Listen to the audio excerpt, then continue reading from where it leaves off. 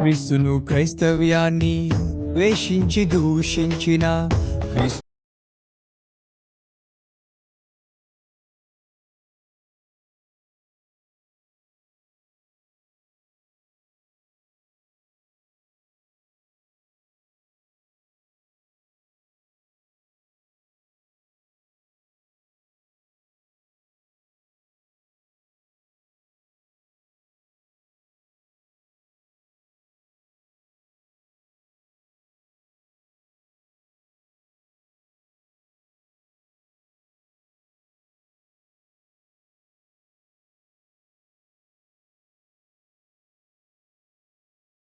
అతను కన్నీటితో ప్రార్థన చేస్తే అతని కన్నీటితో అతని పరుపు తేలిపోతుందట.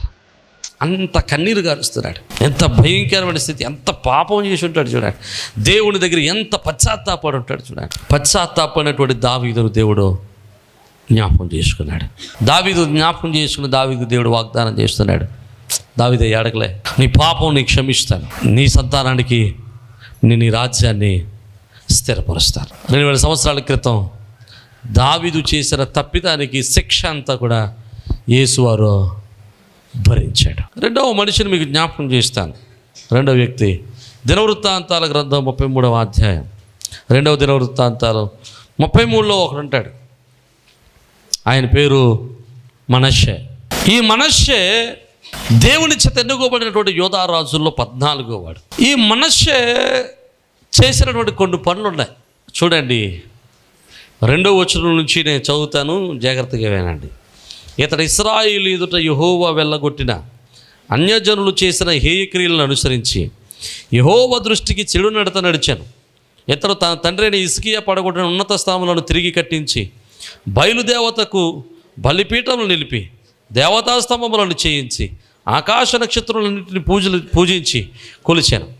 మరియు నా నామము ఎన్నటెన్నటికి ఉండునని యెరూషలేమునందు ఏ స్థలం గురించి యెహోవా సెలవిచ్చెనో అక్కడున్న యెహోవా మందిరం అందు అతడు బలిపీఠములు కట్టించాను. మరియు యెహోవా మందిరపు 2 ఆవరణములలో అతడు ఆకాశ నక్షత్ర సమూహమునకు బలిపీఠములను కట్టాను. బెన్హిన్నోములో ఏందో అతడు తన కుమారులను అగ్నిలో గుండా దాటించి ముహూర్తములను విచారించుచు మంత్రములను చిల్లంగితనమును వాడుక చేయు కర్ణపిచాచకములతోనూ సోదెగాండ్రతోనూ సాంగత్యము చేయుచు యెహోవా దృష్టికి బహుగా చెడు నడత నడుచుచు ఆయనకు కోపము. అబ్బబ్బబ్బబ్బ, ఇదంతా చదివితే మనిషి ఎంత పాపం చేసేయడం ఉంటుంది. పాపం అంటే వ్యభిచారం ఒకటే కాదు, దేవుడు చేయొద్దన్న ఏ పని చేసినా పాపమే. మనిషి అంటాడు, నేను రాజును కదా, నేను ఏం చేసినా చెల్లుతుందని దైవమందిరంలోనికి వెళ్ళి దైవమందిరంలో నక్షత్రాల యొక్క దేవతల బలిపీఠాలను కట్టేశాడు. తన పిల్లలను తీసుకెళ్ళి అగ్నిగుండంలో నడిపించడం మొదలెట్టాడు. తన తండ్రి పడగొట్టినటువంటి విగ్రహారాలను నిలబెట్టడం మొదలెట్టాడు. ఇంకేం చేస్తున్నాడు? దేని విచారిస్తున్నాడు? ముహూర్తాలను విచారిస్తున్నాడట. ముహూర్తాలు అంటే ఏంటి? తినడానికి మంచి రోజు, పడుకోవడానికి మంచి రోజు, లెగడానికి మంచి రోజు, మంచి గడియ. ముహూర్తాలు లేకుండా వ్యవహారం తెగత్తలేదు ఎక్కడెక్కడ. ముహూర్తాలు లేకుండా బాప్తీసాలే తీసుకోవట్లేదు అనుకోండి ఈ మధ్యకాలంలో. దేవునికి స్తోత్రం. మొన్న పాస్ గారు ఫోన్ చేశాడు, నాకు ఫోన్ చేసి అన్నాడు, అయ్యగారు కర్మ వచ్చి పడి. ఏమేమి తమ్ముడు చెప్పు. ఆడెవడో ముహూర్తం పెట్టుకొచ్చి నాకు ఓ రోజుకి బాప్తీసం ఇవ్వండి అన్నాడట. ముహూర్తం పెట్టించుకు వచ్చినట్ట. దేనికి? ఇంత మంచి విశ్వాసులు ఉన్నారు భారతదేశంలో. దేవునికి స్తోత్రం. హల్లెలూయా. ముహూర్తములను విచారించుచు మంత్రములను చిల్లంగితనమును వాడుకు చేయి కర్ణ పిచాచములతోను సోదిగాండ్రతోను సాంగత్యము చేయుచు. సోదిగాళ్ళు అంటే జరిగిపోయింది చెబుతాం, జరగబోయేది వీడి చేత చెప్పించుకోవడం సరదా మనకి. ఏంటి? ఏం జరిగిందో చెప్పించుకోవటం. ఇంతకుముందు నువ్వు ఇలా చేసావు కదంటే హీ హీ హీ హీ హీ భలే చెప్పేసావు అంటాం. అదే నువ్వు ఇంతకుముందు ఇలా చేసావని తన భార్య అంటే ఒప్పుకుంటాడు, భర్త అంటే ఒప్పుకుంటుందా? ఇంటి పక్కడు మొన్న ఇలాగ అన్నావు కదా, నువ్వు మొన్న ఇలా చేసావు కదా ఒప్పుకుంటాడా? ఆడిది ఇల్లు బూడిదైపోతే తిడతాడు. కానీ ఎవడు చెప్తే నవ్వుకుంటాడు? వీడు ఆ సోదిగాడు చెప్తే నవ్వుకుంటాడు. నువ్వేం చేస్తావు, నీకేం జరగబోతుందో కావాలి వీడికి. బైబిల్లో చాలా స్పష్టంగా చెప్పాడు, నువ్వు క్రమంగా ఉంటే క్రమంగా అన్నీ జరుగుతాయి. మనుషుడికి ఏం కావాలో తెలుసండి. మనుషుడికి ఏం కావాలంటే రోజు పొద్దున్న మధ్యాహ్నం సాయంత్రం స్వీట్ తినేయాలి, షుగర్ రాకూడదు. వీడికి మిరగా బజ్జీలు పొద్దున్న మధ్యాహ్నం తినేయాలి, అల్సర్ రాకూడదు. చికెన్ 3 పూట్ల తినేయాలి, గుడ్డు పూట రాకూడదు. వీడికి ఏది నచ్చితే అది చేసేసుకోవాలి, దాని పర్యవసరాలు మాత్రం రాకూడదు. క్రైస్తవుడు కూడా అట్లాగే ఉన్నాడు. ఇప్పుడు వీడికి నచ్చింది నచ్చినట్టు చేసేసుకుంటాడు, కానీ దేవుడు కోపడకూడదు. అది దేవుడు కోపడకూడదు. మధ్యలో పాస్టర్ గారు కోపడకూడదు. పాస్టర్ గారు కోపడితే దేవుడు కోపడినా పర్లేదు, ఎవడు కోపడకూడదు. ముందు మాకెందుకు వచ్చిన కర్మ, మేము కోపడితే మళ్ళీ ఏం చేస్తారు మీరు? ఎక్కడో మనుషులం కాబట్టి మానవ నియమం మనలో ఉంటుంది కాబట్టి ఎక్కడో తప్పిపోతూ ఉంటాం. అలా తప్పిపోయినాయి ఇవన్నీ. మనషే కూడా అనుకున్నాడు, నేను దేవుణ్ణి ఆరాధించేస్తున్నాను, దేవుళ్ళలో ఉన్నాను కదా, ఏ పర్లేదా అనుకుంటూ ముహూర్తాలు చూడటం మొదలెట్టాడు. దరిద్రమైన క్రైస్తవ జీవితం ఇది. మంత్రాలుగార్తలతో, మంత్రాలు చేసేవాడితో, మంత్రాలు వాడేవాడితో, మంత్రాలు ఉచ్చరించేవాడితో స్నేహం చేస్తున్నాడు. ఇంకెవడితో ఉచ్చరిస్తున్నాడు? చిల్లంగితనం చేసేవాడితో స్నేహం చేస్తున్నాడు. కర్ణ పిశాచాలతో స్నేహము, సోది చెప్పేవాడితో స్నేహం చేస్తున్నాడు. ఇది క్రైస్తవునికి తగినవి కాదు. నేను అంజుని గురించి మాట్లాడటం లేదు, సంఘంలో ఉండి నా బోధ వినే వాళ్ళకి చెప్తున్నాను. ఇది క్రైస్తవునికి తగినది కాదు. విగ్రహారాధన క్రైస్తవునికి తగినది కాదు. క్రైస్తవుడు పరిశుద్ధంగా ఉండాలా, దేవుని మీద ఆనుకుని ఉండాలా. కొంతమందిని పిల్లల్ని ఎత్తుకుంటారమ్మా, ఏంటంటే ఎవరు నిజమే, అమ్మ భలే ముద్దు వచ్చారంటే పిల్లల్ని అమ్మ ఎత్తుకుంటా అంటే, వద్దురండి అయ్యారు బట్టలు పాడైపోతాడు. నా బట్టల మీద ప్రేమ కాదు, నా మీద ప్రేమ కాదు, నా మీద భయం. ఆ పిల్లోని ఎత్తుకుంటే మొల చుట్టూ ఉన్న కాగితాలు ఎక్కడ చూసేతారో అని మీకు ఇప్పటికీ అర్థం అవ్వలేదు అనుకుంటా. దేవునికి స్తోత్రం. పిల్లోని ఎత్తుకుంటే మన చుట్టూ ఉంటాయి ఎంత పిల్లలు. కొంతమందికి అయితే పెద్ద పెద్ద ఒలింపిక్స్లో గోల్డ్ మెడల్ వచ్చిన వాళ్ళకి అయితే చూశారు, మెల్ల ఆ గోల్డ్ మెడల్ వేసినట్టు వేసేస్తుంటారు, ఎంత ఉంటారు, మళ్ళీ ఒకటి ఎంత చిన్న చేసిన కూడా సెట్ అది ఎంత వేయాలి, మెల్లో వేసేయాలి. వీడు మెల్ల వేసుకుని తిరుగుతూ ఉంటాడు. నేను క్రైస్తవుల గురించి మాట్లాడుతున్నాను సుమా. బయట వాళ్ళు వేసుకున్నాను, మనకెందుకంటే వాళ్ళు కూడా వాళ్ళ ఇష్టం వాళ్ళది. దేవునికి స్తోత్రం. హల్లెలూయా.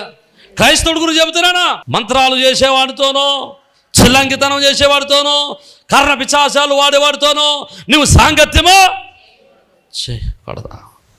దేవునికి వాక్యం చెబుతుంది, అది కూడా పాపమే. ఏది కూడా పాపము? ముహూర్తాలు చూడటం కూడా పాపమే. సోదిగారితో మాట్లాడటం కూడా, మంత్రాల దగ్గరికి వెళ్ళడం కూడా పాపమే. ఇంకా చిల్లంకితనం చేయించుకోవడం కూడా పాపమే. విగ్రహారాధన చేయడం పాపమే. క్రైస్తవులకు మాత్రమే. క్యాప్షన్. బయట వాళ్ళు ఎలా కొడతారు, మనకు వద్దండి. క్రైస్తవుల గురించి చెప్తున్నాను. క్రైస్తవుడు విగ్రహారాధన చేయడం పాపం. ఇది పాపం ఎందుకైతే అంటే దేవుడు చేయొద్దన్నాడు కాబట్టి, ఇది ఆజ్ఞ కాబట్టి, దేవుడు ఇక్కడ లైన్ పెట్టాడు కనుక, ఆ లైన్ దాటితే పాపం కనుక నువ్వు చిల్లంకితనం దగ్గరికి వెళ్ళినా, నువ్వు ముహూర్తాలు వాడి దగ్గరికి వెళ్ళినా, నువ్వు ఆ యొక్క సోదక చెప్పేవాడి దగ్గరికి వెళ్ళినా అది పాపమే. మనిషి పాపం చేశాడు. ఇప్పుడు దేవుడికి కోపం వచ్చింది. దేవుడు ఏం చేశాడు చూడండి, 10వ అధ్యాయం 33వ అధ్యాయం 10వ వచనం చూడండి, 11లో. కాబట్టి యెహోవా శూరురాజు యొక్క సైన్యాధిపతులను వారి మీదకి రప్పించాను. మనిషి తప్పించుకుని పోకుండా వారు అతను పట్టుకుని గొలుసులతో బంధించి అతను బబులోనికి తీసుకుని పోయారు. ఎవరిని? మనిషిని గొలుసులతో బంధించి అషూరు రాజులు తీసుకెళ్ళిపోయారు. ఎక్కడొక్కడ చదివాను, నాకు గుర్తులేదు, కానీ ముక్కకు గేలం వేసి తీసుకెళ్లారట. ముక్కుకి ఇలా గేలం వేసి తీసుకెళ్లారట. ఓ రకంగా కుక్కను తీసుకెళ్ళారు. ఎవరిని? ఒక రాజుని. ఎందుకు వచ్చింది ఈ కర్మ? తన రాజ్యాన్ని కోల్పోయాడు, అధికారాన్ని కోల్పోయాడు, బలాన్ని కోల్పోయాడు, ఆస్తిని కోల్పోయాడు, ఆ యొక్క తనకున్నటువంటి మహిమను కోల్పోయాడు, తన రాజ్యాధికారాన్ని కోల్పోయాడు. ఆఖరికి ఒక రాజ్యంలో ఒక చిన్న కుక్క విలువలో బ్రతుకుతున్నాడు. కారణం ఏంటో తెలుసా?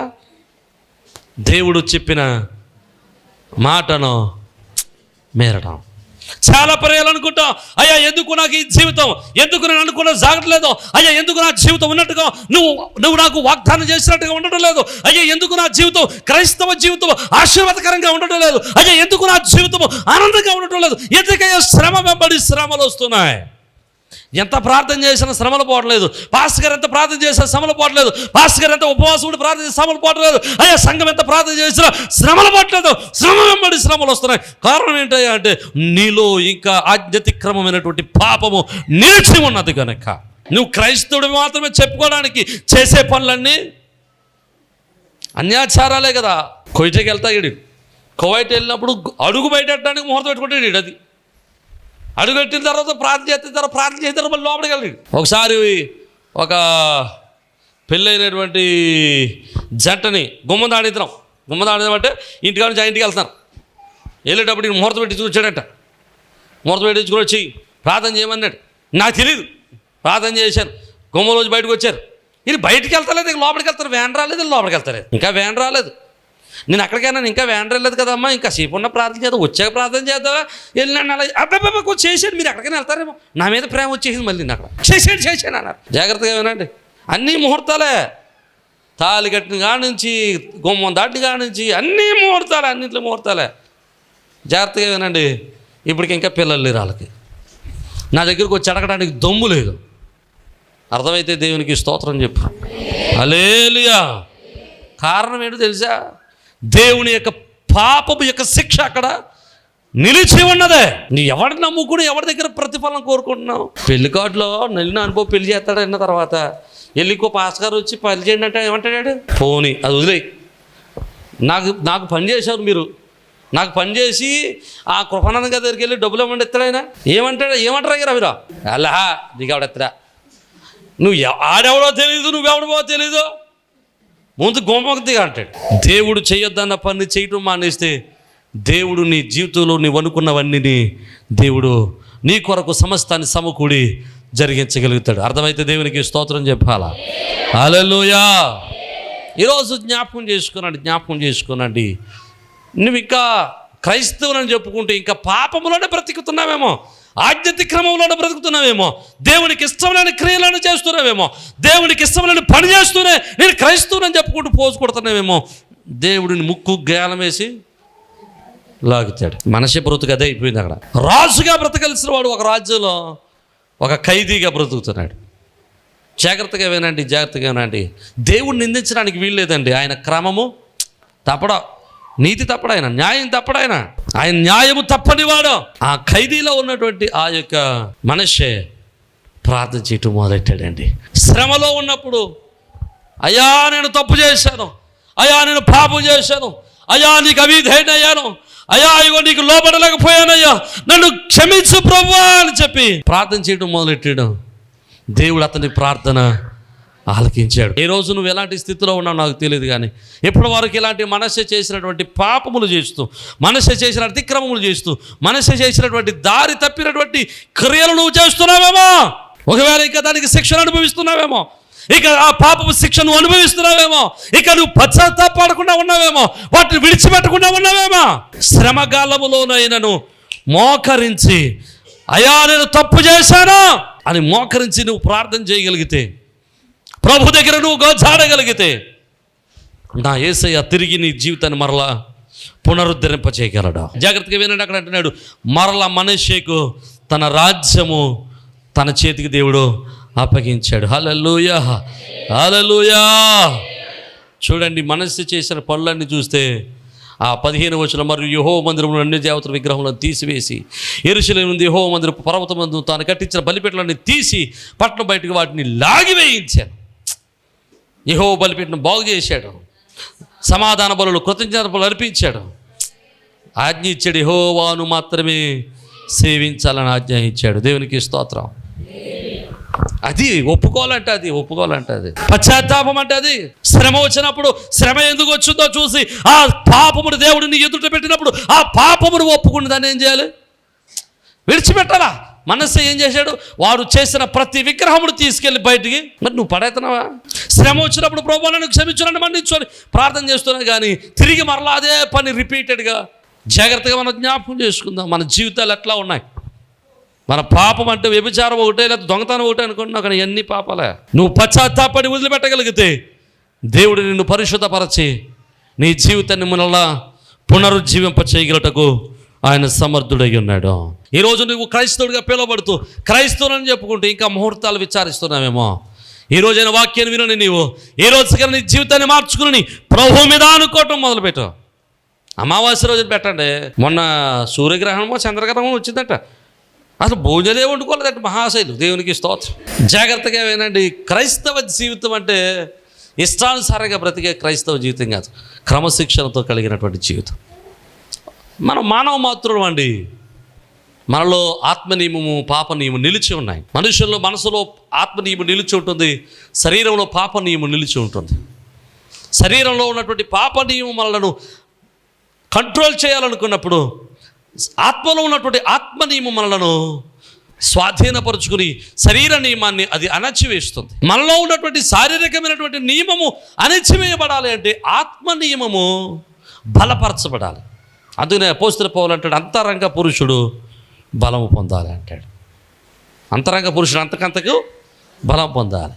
అంతరంగ పురుషుడు బలము పొందాలంటే అంతరంగ పురుషుడికి అవసరమైనటువంటి ఆహారాన్ని పెట్టాలి. ఆ ఆహారమే దేవుని యొక్క వాక్యం. దేవునికి స్తోత్రం. ఆహారమే దేవునితో మాట్లాడడం. దేవునితో మాట్లాడుతూ, దేవునితో గడుపుతూ, దేవుని యొక్క వాక్యంలో గడుపుతూ, దేవుని మందిరంలో గడుపుతూ, ప్రార్థనలో గడుపుతూ ఉంటే నీలో ఉన్న అంతరంగ పురుషుడు ఏమవుతాడు? నీ అంతరాత్మ బలము పొందుతుంది. అప్పుడు శారీరకమైన నియమాలను అంతర నియమాలు లేకపోతే దైవాత్మ నియమాలు అణిచివేస్తూ ఉంటాయి. మరి ఈరోజు నీలో ఉన్నటువంటి ఏ నియమాలు పనిచేస్తున్నాయి?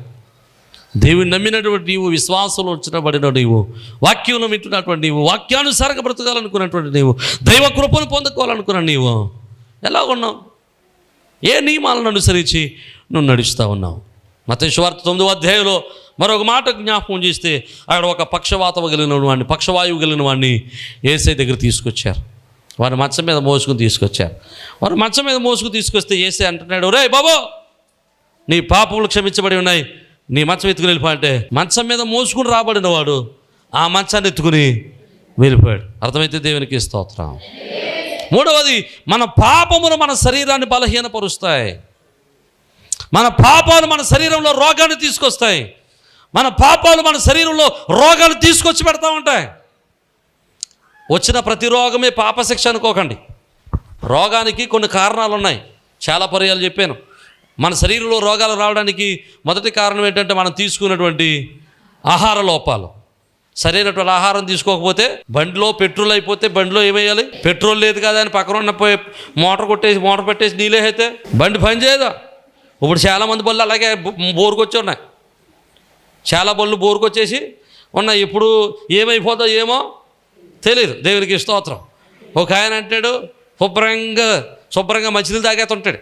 అదే పెట్రోల్ బదులు మంచినీళ్ళు చేస్తుంటాడు. ఓసారి కడుపు నొప్పి వచ్చి హాస్పిటల్లో పడేసిన తర్వాత బాగుపడిన తర్వాత అంటాడు, అయ్యగారు మొన్న చపాతీ తినేసాను, అందుకే వచ్చేది కడుపు నొప్పి అంటాడు. చపాతీ తిన్నందుకు వచ్చిందా కడుపు నొప్పి? మళ్ళీ ఒక నెల రోజులు పోయిన తర్వాత మళ్ళీ కడుపు నొప్పి వచ్చింది, మళ్ళీ తీసుకెళ్ళి హాస్పిటల్ వేసాం. మళ్ళీ అంటాడు, నిన్న పులిహోర తినేసానంటే బాబా దగ్గర వచ్చేది నొప్పి. పులిహోరకి చపాతీ తింటూ వస్తుందని నొప్పి.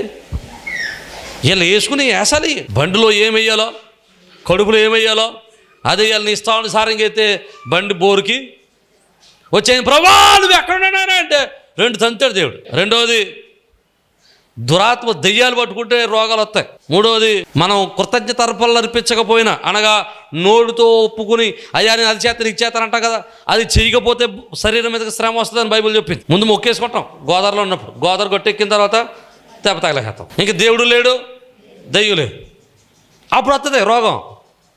వాక్యం చెబుతుంది అది నీ నోటితో ఒప్పుకున్న దాన్ని చేయకపోతే అది నీ శరీరం మీద శ్రమ కింద మారుతుందని వాక్యం చెప్పింది ప్రసంగి 5లో. ఇక నాలుగోది, దేవుని నామానికి మహిమకరంగా నీకు శరీరంలో రోగాలు రావచ్చు. నిన్ను దేవుని వైపు త్రిప్పడానికి నీ శరీరంలో రోగాలు రావచ్చు. నువ్వు దేవుని దగ్గరికి వస్తే ఈ రోగాలు తొలగిపోవచ్చు. ఒక కుటుంబాన్ని రక్షించడానికి నీ శరీరంలో రోగం రావచ్చు. ఇక తర్వాత, నీవు సరిగ్గా యోగ్యత కలిగి జీవాహారం తీసుకోకపోయినా నీ శరీరంలోనికి రోగాలు రావచ్చు. సరైనటువంటి యోగ్యత కలిగినటువంటి ప్రవర్తనతో ప్రభు శరీరాన్ని, ప్రభు రక్తాన్ని తీసుకోకపోయినా నీ శరీరంలోనికి రోగాలు వస్తాయని వాక్యం చెప్పింది. శుభ్రంగా అక్కడ తాగేసి హైగా రిషేనంటే నాకేం కర్మ, నాకేం బాధ ఇచ్చేస్తాను, నువ్వు తాగావా నువ్వు సచ్చావే. అర్థమైతే దేవునికి స్తోత్రం. శుభ్రంగా చుట్టకాలు చేసి అక్కడ ఎక్కడెట్టేసి ఆ నోరు కూడా కడుక్కోకుండా వచ్చి ఆహు అడేటేస్తుంది. మాకేం కర్మ, మాకేం పోయిన కర్మ మేము పోసేస్తాం. చెప్తాం అదిగో యోగ్యత కలిగి తీసుకోకపోతే నీకు శ్రమ అని చెప్తాం. నువ్వు వినకపోతే మేమేం చేస్తాం? యోగ్యత లేకుండా తీసుకుంటే ఖచ్చితంగా అది నీ శరీరానికి శ్రమ తీసుకొస్తుందని అపోస్తలుడైన పౌలు కొరింథీయులకు రాసిన మొదటి పత్రిక 11వ అధ్యాయము 23 నుంచి కిందకు రాయబడింది. అందుకు కూడా రోగాలు రావచ్చు. ఇక 6వది చూస్తే, నీవు చేసిన పాపము నీ మీద శాపంగా మారి నీకు రోగం రావచ్చు. అది అర్థమైతే దేవునికి స్తోత్రం. ఈరోజు నీకు రోగం ఉందో నాకు తెలియదు కానీ, ఏ బలహీనత నాకు తెలియదు కానీ, ఆ బలహీనత కారణం ఏంటో నాకు తెలియదు కానీ, నువ్వు ప్రభు దగ్గర మోకరించి ప్రభు ఈ బలహీనత గల కారణం ఏంటని అడిగితే ప్రభు చాలా స్పష్టంగా చూపిస్తాడు. అలా అడిగితే చూపిస్తాడు దేవుడు. నువ్వు అడగాలి. కానీ ప్రభువా ఈ స్థితికి కారణం ఏంటి అని ప్రభువుని అడిగితే ఖచ్చితంగా ప్రభు చూపిస్తాడు ఆ స్థితికి కారణం ఏంటో. వెంటనే నువ్వేం చేయాలి? ప్రభువా నేను తప్పు చేశాను, నన్ను క్షమించు అని ఒప్పుకొని ఏం చేయాలి? అప్పుడు దాని నుంచి విడిచిపెట్టాలి. ఒప్పుకొని విడిచిపెడితే ఖచ్చితంగా దేవుడు నిన్ను క్షమించి తిరిగి నీ జీవితాన్ని పునరుజ్జీవింపజేయడానికి, నువ్వు కోల్పోయిన స్థితిని నీకు ఇవ్వడానికి, నీ పరిస్థితిని మార్చడానికి, నీ కుటుంబ స్థితిని మార్చడానికి, నీ బ్రతుకును మార్చడానికి, నీ కోల్పోయిన ఆనందాన్ని తిరిగి ఇవ్వడానికి నా దేవుడు సమర్థుడైన దేవుడు. ప్రియమైన దేవుని బిడ్డ, ఈరోజు నువ్వు ఏ స్థితిలో ఉన్నావు నాకు తెలియదు. మొదటిది దావీదు వల్ల తప్పిపోయావేమో, పశ్చాత్తాపడితే దేవుడు నీ స్థితిని మారుస్తాడు. మనష్షే వల్ల తప్పిపోయిన దేవుడు నీ పాపములను క్షమించి నిన్ను పరిహరించి ఆయన నీ యొక్క శిక్షను భరించి నిన్ను పవిత్రపరుస్తాడు. ఇక మూడవది, నీవు పాపము చేయడం ద్వారా రోగము భరిస్తున్నావేమో, నీ రోగాన్ని తొలగించుటకు ఆయనకు అధికారం గలదు. నీ పాపములను క్షమిస్తే నీ పాప రోగములన్నిటిని ఆయన తొలగించి వేస్తాడు. హల్లెలూయా. ఇక నాలుగవది చూస్తే, పాపమునకు జీతం మరణం అని వాక్యం చెబుతుంది. ఏ మరణము? ఈ శారీరకమైన మరణం కాదు, శారీరక మరణమైన కాదు. పాపం చేయటం ద్వారా వచ్చేటువంటి చివరిది ఏంటంటే నరకం. రెండవ మరణం నరకం. మనుషుడు చనిపోయిన తర్వాత మరలా ఇంకో రూపంలోనికి రాడు, వచ్చే అవకాశమే లేదు. మనుషుడు చనిపోయిన తర్వాత, మనుషుని యొక్క శరీరాన్ని విడిచిపెట్టిన తర్వాత, మనుషుడు శరీరంలోనికి బయటకు వచ్చిన తర్వాత మనుషుని యొక్క ఆత్మ అనే నేను అనేవాడు బ్రతికే ఉంటాడు. అది మాత్రం వాస్తవం, ఇది బైబిల్ చెబుతున్న మాట. మనుషుడు బ్రతికే ఉంటాడు, మనుషుని యొక్క శరీరం మాత్రమే చచ్చిపోతుంది. ఈ మనుషుడు బ్రతికున్నప్పుడు చనిపోయిన తర్వాత, ఈ లోకాన్ని విడిచిపెట్టిన తర్వాత రెండు స్థలాలు ఉన్నాయి. ఒకటి పరలోకం, రెండవది నరకం. నాకు ఈ రెండు నచ్చదో, అమెరికా వెళ్తానంటే కుదరదు. వెళ్తారు, అక్కడికైనా వెళ్ళాలి, ఎక్కడికైనా వెళ్ళాలి. చచ్చిపోయిన తర్వాత ఇదిగో నాకు నరకం వెళ్ళాలి, పరలోకం వెళ్తానంటే దానికి కూడా నీకు ఛాన్స్ ఏమీ లేదు. చచ్చిపోయిన తర్వాత, నేను చచ్చిపోయిన తర్వాత నా కొడుకు నా పేరు మీద 100 ఆవులు ఇచ్చిన, ఆవు పాలు పాస్టర్ గారే తాగుతాడు తప్ప, చచ్చిపోయిన తర్వాత నా పేరు మీద 100 ఆవులు పాస్టర్ గారికి ఇచ్చిన, ఆ ఆవు పాలు పాస్టర్ గారే తాగుతాడు తప్ప ఆ ఆవుల యొక్క ప్రతిఫలము చచ్చిపోయినోడికి కలగదా. చచ్చిపోయిన తర్వాత, ఒకరు చచ్చిపోయిన తర్వాత వాని పేరు మీద దాన ధర్మాలు ఎన్ని చేసినా చచ్చిపోయినోడికి ఒక్క పావల నా పైసా చెందదు. మనుషుడు బ్రతికి ఉండగానే వాడు చేసిన క్రియలను బట్టి ప్రతిఫలము పొందుతాడు. బ్రతికి ఉండగా నువ్వేం చేసావో, బ్రతికి ఉండగా నువ్వు ఎలాంటి జీవితాన్ని అనుభవించావో దాన్ని బట్టే నీ అంతర్ జీవితము లేకపోతే తర్వాత జీవితం ఆధారపడి ఉంటుంది. తర్వాత నిర్ణయాలు తీసుకోవడానికి అవకాశము లేదు. మనుషుని యొక్క ప్రాణములో, కంఠములో ప్రాణం ఉండగానే నీ పాపాలు పరిహరింపబడ్డాయో లేవో చూసుకో. నీ పాపమునకు ప్రాయశ్చిత్తం కలిగిందో లేదో చూసుకో. నీ పాపానికి ప్రాయశ్చిత్తం కలిగిందా, నువ్వు ఎప్పుడు చచ్చిపోయినా పరలోకం వెళ్తావు. ఈ భూమి మీద మరణాన్ని స్వేచ్ఛగా సంతోషంగా ఆహ్వానించగలిగిన మనుషుడు ఎవడైనా ఉన్నాడంటే ఒక్కొక్కడు ఉన్నాడండి. ఎవడండి? క్రైస్తవుడు. దేవునికి స్తోత్రం. మిగతా వాళ్ళందరికీ మరణం అంటే భయమే, చావంటే భయమే. చావంటే భయం లేనివాడు ఎవడైనా ఉన్నాడంటే క్రైస్తవుడు. అక్కడ ఎందుకో తెలుసా? వీడు చచ్చిపోయిన తర్వాత నేను పరలోకం వెళ్తానన్న గ్యారెంటీ ఉంది కనుక మనకు మాత్రమే గ్యారెంటీ ఉంది, నేను పరలోకం వెళ్తాను, మిగతా వాళ్ళకి గ్యారెంటీ లేదా. అందుకోసం వాళ్ళందరూ ఏం చేస్తారు? చావంటే మామూలు భయం కాదు. ఒకసారి ఒక ఇంట్లో ఒక 10 సంవత్సరాల బాబుకి జ్వరం వచ్చింది. వాళ్ళ ఇంట్లోనే ఆ పక్కన ముసలమ్మ ఉంది, వాళ్ళ నానమ్మ, వాళ్ళ నాన్న, వాళ్ళ అమ్మ, నా మామ అనమాట. పోనీ మొత్తం మామ అనుకోండి. 90 సంవత్సరాలు ఉంటుంది ముసలిదానికి. ఆ ముసలమ్మ ఆ పంచలు అడగారు, ఆ పంచలో ఉండి బతుకుతుంది. లోపల ఇంట్లో ఉన్న అందరూ ఏడుతున్నారు, అయ్యో పిల్లకి జ్వరం వచ్చింది, పిల్లోడికి జ్వరం వచ్చింది, వీడు చచ్చిపోతాడంట అందరూ ఏడుతున్నారు. ఈ ముసలమ్మ కూడా ఏం చేయాలో తెలియక ఈమెంట్స్ కూడా ఏడడం మొదలెట్టి, ప్రభా ఏమన్నా రాజా ఆయన తీసుకెళ్ళిపోయే బదులు నాయన సంవత్సరాలు అయిపోయినా నన్ను తీసుకెళ్ళిపోవచ్చు కదా, పసుకోనని చెప్పేదావా, నన్ను తీసుకెళ్ళిపో, నేను నా వయసు అయిపోయి 90 సంవత్సరాలు. ఈ మనిషి ఎలా ప్రార్థన చేస్తున్నారు, లోపల వాళ్ళు అలా ప్రార్థన చేస్తున్నారు. ఈలోపు ఆ పక్కన ఒక గేది కుడుతూ తాగుతూ ఆ కొండ మూతుకుండిపోయింది. ఆ కొండ రావట్లేదు, అది ఎక్కడికి వెళ్తుందో తెలియట్లేదు. అది నెత్తుకుంటూ ఈ ముసదాని దగ్గరికి వచ్చింది. అసలు రూపం బయటకు వచ్చేసింది. ఏదో మాట కన్నాను కానీ అప్పుడే వచ్చేసావా తీసుకెళ్ళిపోటాక. ఎవరికైనా భయమే మరణం అంటే. మరణాన్ని కూడా స్వేచ్ఛగా, స్వతంత్రంగా, సంతోషంగా ఎదుర్కోగలిగిన సామర్థ్యత ఒకే ఒక్కడికి ఉంది. వాడే నిజమైన క్రైస్తవుడు. ఎందుకు క్రైస్తవుడికి అంత మరణాన్ని ఎదుర్కొనే ధైర్యం ఏంటో తెలుసా? మనుషునికి ఉన్న ధైర్యం ఏంటో తెలుసా? నేను రక్షించబడ్డాను, నా పాపమంతా కూడా క్షమింపబడింది, నా కొరకు పరలోక రాజ్యము నా యేసయ్య దాచిపెట్టాడు, నేను ఇప్పుడు చచ్చిపోయినా నేను పరలోకంలో ఉంటానన్న గ్యారంటీ. దేవుడు పాపం నుండి విడిపించడానికి సమర్థుడైన దేవుడు, పాపం నుండి రక్షించడానికి సమర్థుడైన నా యేసయ్య ఉన్నాడు. ఈరోజు నువ్వు ఎలాంటి శిక్షను అనుభవిస్తున్నావు నాకు తెలియదు. ఒకవేళ పాప శిక్షను భరిస్తూ నరకానికి పోతానన్న భయంతో ఉన్నావేమో, పాపంలో భరిస్తూ నరకానికి పోతానేమన్న శిక్షతో లేదా భయంతో వేదనతో ఉన్నావేమో. నా యేసయ్య అంటున్నాడు, నువ్వు నరకానికి పోవాల్సిన అవసరం లేదు, నా యొద్దకు వస్తే నీ పాపాలన్నిటినీ క్షమిస్తాను. నా యొద్దకు వస్తే, నా యొద్దకు వచ్చి నీ పాపలు ఒప్పుకుని విడిచిపెడితే నిన్ను తప్పిస్తాను, నీ పాపానికి శిక్ష నేను భరిస్తాను. నా యేసయ్య పిలుస్తున్నాడు ఈరోజు. ఒకవేళ ఇంకా రక్షణ లేకుండా ఉన్నట్లయితే యేసయ్యలోనికి వద్దాం. ఒకవేళ రక్షణ పొందిన నీవు ఇంకా పాప జీవితంలో ఉంటే, లోకానుసారమైన జీవితంలో ఉంటే, మన జీవితాలు యేసయ్యకి అప్పగించి క్రైస్తవ జీవితంలో, భక్తి జీవితంలో, వాక్యానుసారమైన జీవితంలో మనం జీవిద్దాం. దైవాశీర్వాదాలు పొందుకుందాం. అట్టి కృప ప్రభువు మనందరికీ దయచేయను గాక.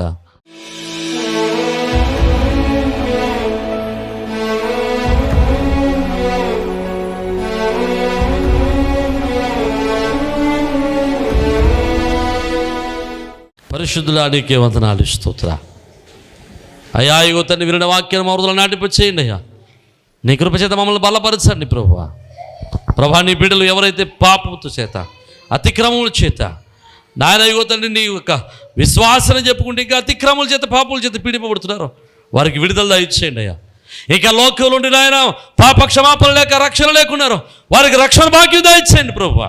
నాయన ఇగో తండ్రి, వారు పీడింపబడుతున్న ప్రతి పాప భారం నుండి, పాప శిక్ష నుండి వారికి విముక్తులను గురించి మీరు మహిమ పొందమని యేసు పరిశుద్ధ నామమున బట్టి స్తుతించున్నాం మా పరమ తండ్రి. ఆమేన్, ఆమేన్.